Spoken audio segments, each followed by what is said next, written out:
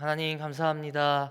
또 하나님 나라를 위하여 귀하게 섬기는 우리 구역장님들, 구역원들을 섬기고 하나님을 섬기기 위하여 이 자리 가운데 남아 하나님 또 성경 공부를 시작합니다.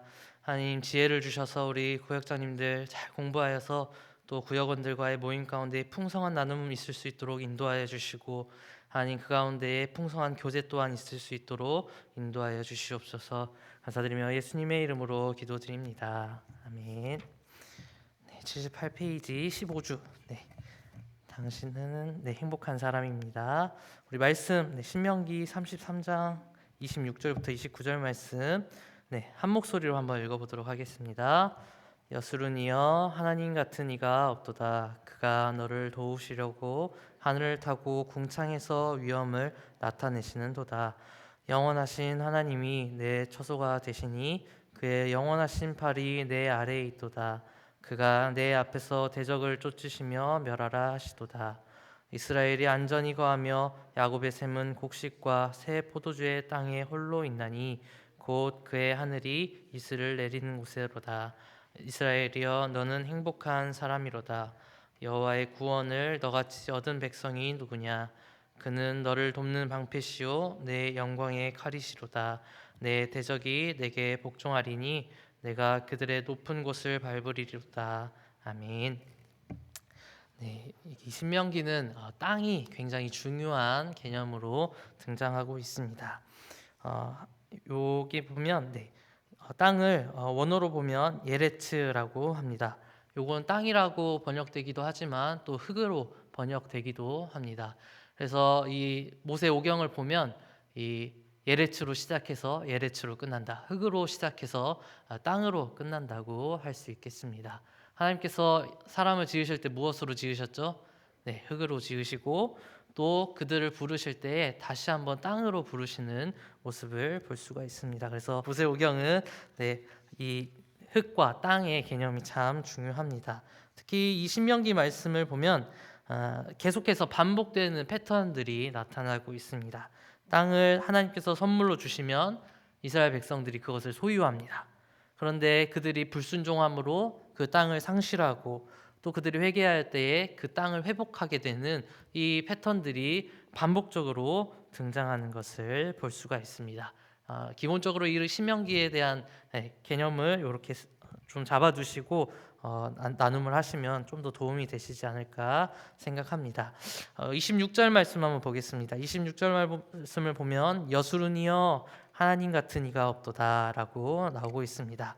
여수른이란 뜻은 정직한 자, 올바른 자, 고든 사람이란 뜻이 가지고 있습니다. 그래서 이 여수른이라는 이름의 뜻은 이스라엘의 영광스러운 이름으로 또 지어진 이름이기도 합니다. 그런데 이 여수른에 반대되는 이름이 하나 있습니다. 혹시 무엇인지 아실까요? 이스라엘의 영광스러운 이름에 반대되는 이름 무엇일까요? 정직한 자에 반대되는 이름이 무엇일까요? 야곱입니다. 야곱의 뜻이 무엇입니까? 속이는 자입니다. 그것과 대조를 이루어서 오늘 이 여수른이라는 이름은 오늘 하나님께서 정직하게 선 백성들을 오늘 하나님께서 어떻게 하시냐면 그가 너를 도우시고 하늘 타고 궁창에서 위엄을 나타내신다고 합니다. 그 백성들에게 정직함으로 살아가는 백성들에게 오늘 하나님께서 영광을 드러내시고 그들을 도우신다는 것이 26절 말씀에 나오고 있는 것입니다. 그래서 여기서 또 정직이라는 뜻은 특히 신명기에서는 그냥 거짓을 멀리하는 정도의 뜻이 아니라 특별히 하나님께 순종하는 의미, 하나님 앞에 순종과 정직으로 살아가는 의미임을 한 번 더 설명하면 이 말씀이 더 이해가 잘 되지 않을까 생각합니다. 27절 말씀을 보면 여기 또 중요한 개념이 하나 등장합니다. 여기 보면 영원하신 하나님이 내 처소가 되시니 그의 영원하신 팔이 내 아래 있도다 라고 말하고 있습니다.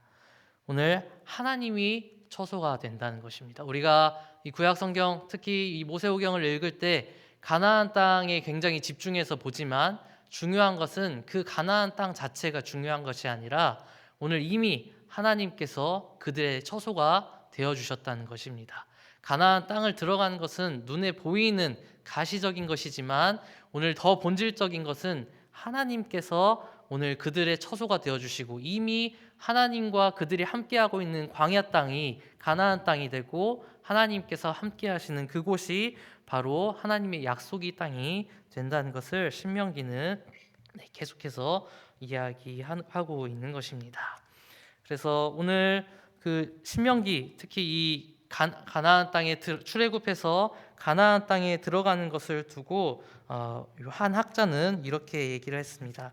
월터 브루그만이라는 학자는 하나의 시공간으로 들어가는 것이 아니라 말씀으로 들어가는 것이다라고 이 출애굽 사건 또 가나안 땅에 들어가는 이 사건을 표현하고 있습니다. 그렇습니다. 오늘 가시적으로 가나안 땅에 들어가는 것 그 보여지는 것이 중요한 것이 아니라 오늘 하나님 안으로 들어가는 것, 오늘 하나님이라는 그 세계관 말씀 안으로 들어가는 것이 무엇보다 중요하다는 것이 이 신명기의 본질이라고 할 수 있겠습니다. 성도님들, 그 말씀으로 들어간다는 것이 무엇입니까? 우리가 가나안 땅에 들어가는 것처럼 막 젖과 꿀이 흐르고 새 포도주가 넘쳐나는 그런 땅을 우리는 꿈꾸지만 중요한 것은 우리가 하나님을 믿었을 때 그런 가시적인 변화들이 일어난 것보다 더 중요한 것은 오늘 우리가 하나님과 함께 거하고 있다는 그 평안함을 누리는 것, 하나님과 함께하고 있는 하나님의 처소에 안에 있다는 그 사실이 우리에게 더 중요하게 다가오는 것입니다. 은혜교구 성도들 식구들에게는 제가 신방을 하면서 자주 간증을 했었는데요. 저희 가족들을 전도했던 이야기를 종종 나누곤 했습니다. 제가 동생이랑 먼저 교회를 다니고 나중에 부모님을 전도해서 이제 교회를 다니게 되었습니다. 교회를 다닌다고 했을 때 눈에 띄는 변화가 일어났을까요? 전혀 그렇지 않았습니다. 그저 변한 것은 하나님을 믿었다는 사실 하나밖에 없었습니다. 갑자기 저희 집이 억만장자의 부자가 된다던가 저희 집 부동산이 갑자기 수백 배, 수십 배로 뛴다던가 그런 변화가 있진 않았습니다. 그런데 오늘 기존에 살고 있던 그 세계관에서 하나님 말씀 안으로 하나님 세계 안으로 들어가니까 우리 가족 안에 이 가정 안에 그 전과는 비교할 수 없는 평안이 넘쳤다는 것이지요. 오늘 가나안 이스라엘 백성들이 하나님 처소에 거한다는 의미가 또 그 개념이 이와 비슷하다고 생각합니다. 가시적으로 변하는 것이 중요한 것이 아니라 하나님 말씀 안으로 들어가고 그분의 통치 안으로 들어가고 그분과 함께 거하는 삶이 무엇보다 중요하다는 것입니다. 그래서 29절 말씀을 보면 이렇게 나오고 있습니다. 이스라엘이여 너는 행복한 사람이로다. 새 번역 말씀을 보니까 이 부분을 이렇게 번역하고 있습니다. 이스라엘아 너희는 복을 받았도다. 지금 이 신명기 말씀을 보면 이스라엘 백성들이 가나안 땅에 들어갔을까요? 안 들어갔을까요? 아직 가나안 땅에 약속의 땅에 들어가기 전입니다. 그런데 말씀을 보니까 이스라엘아 너희는 이미 복을 받았다고 말하고 있습니다. 가시적으로 그 가나안 땅에 들어간 것 자체가 복이 아니라 이미 너희가 그 광야 생활 가운데서 함께 하나님과 함께했던 그 순간, 하나님과 함께하는 그 세계가 바로 복이라고 이야기하고 있는 것입니다. 그래서 이 신명기 말씀을 구역 식구분들과 나눌 때에 오늘 이런 부분들을 나눴으면 좋겠습니다. 내가 전에 살았던 삶과 하나님 안에 거했을 때의 삶을 비교하면서 과연 어떤 삶이 나에게 진짜 복인지, 세상 가운데 많은 복을 누렸던 나의 삶이 진짜 복이었는지, 아니면 하나님 안에서 거했던 삶들이 진짜 복이었는지를 한번 나누는 시간을 가지면 이 말씀이 더 깊게 다가오지 않을까 생각합니다. 네, 우리 결단과 기도 함께 읽고 마무리하도록 하겠습니다. 함께 읽겠습니다. 피난처이신 하나님, 언제나 나의 피난처이신 주님을 의지하며 하나님의 말씀을 따라 살게 하소서. 어디에 있든지 하나님 앞에서 정직하게 행하며 살게 하소서. 하나님께서 베푸시는 행복을 누리며 살아가게 하소서. 아멘. 기도합니다. 아멘. 네, 여기까지 나누도록 하겠습니다. 네, 감사합니다.